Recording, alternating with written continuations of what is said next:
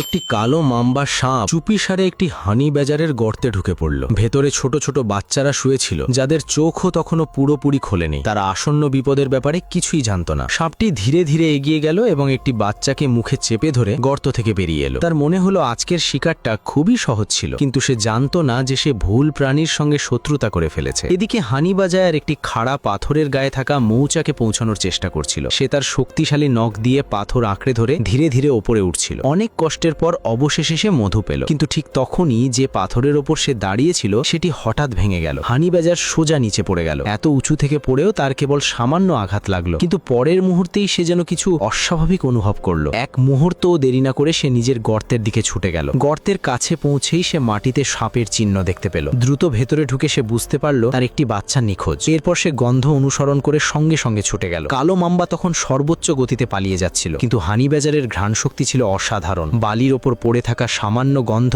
তাকে সঠিক পথ দেখিয়ে দিচ্ছিল। কিছুক্ষণ পর সে সামনে দৌড়তে থাকা একটি কালো ছায়া দেখতে পেল। সাপটি তখন ক্লান্ত হয়ে পড়েছিল। শেষ পর্যন্ত সে ঘুরে দাঁড়িয়ে আক্রমণ করলো, কিন্তু হানি বাজার সহজে সাপের বিষকে ভয় পায় না। তার মোটা চামড়া, বিষাক্ত দাঁতের আঘাত অনেকটাই সহ্য করতে পারে। সুযোগ পেতেই হানি বাজার সাপটির মাথা শক্ত করে চেপে ধরল। কয়েক মিনিটের মধ্যেই কালো মাম্বা নিস্তব্ধ হয়ে গেল, কিন্তু যখন সে নিজের বাচ্চাটিকে খুঁজে পেল তখন অনেক দেরি হয়ে গেছে। হানি বাজার কিছুক্ষণ চুপচাপ তার দিকে তাকিয়ে রইল, তারপর ধীরে করে তাকে স্পর্শ করল এবং নীরবে নিজের গর্তে ফিরে গেল, কারণ তার বাকি সন্তানেরা এখনো তার অপেক্ষায় ছিল।